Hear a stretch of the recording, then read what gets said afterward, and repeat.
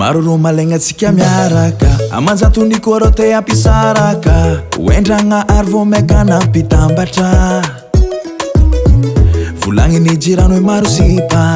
volagniny folany hoe maditra kara rondro mahay fiainatsika vo niaraka aminao zany nambela koa ny adalana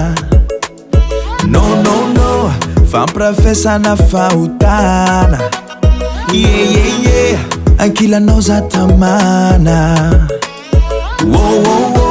ko ialanao za alifagna efa tampitra tampolo efa tampitra tampolo efa tampitra tampolo sisy tiako ankotrana efa tampitra tampolo efa tampitra tampolo efa tampitra tampolo fely fepetrany tiavako anao efa tampitra tampolo efa tampitra tampolo efa tampitra tampolo sisy tiako ankotrana efa tampitra tampolo efa tampitra tampolo efa tampitra tampolo fely fepetrany tiavako anao iahe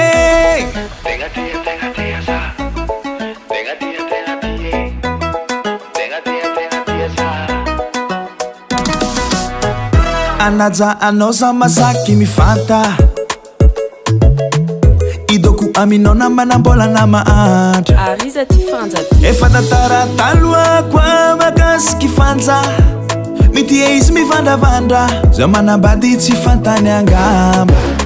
vo niaraka aminao zany nambela koa ny adalana no fampirafesana fahotana ankilanao za tamana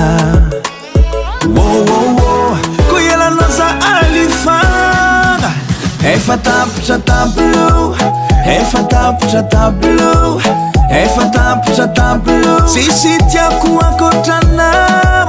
efa tampitra tampolo efa tampitra tampolo efa tampitra tampolo fely fepetrany tiavako anao efa tampitra tampolo efa tampitra tampolo efa tampitra tampolo sisy tiako ankotrana efa tampitra tampolo efa tampitra tampolo efa tampitra tampolo fely fepetrany tiavako anao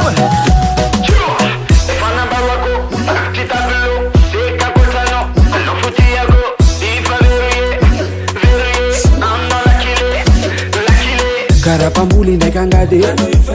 letikaro efa vita voady tsy ahoantsika zay tsy rady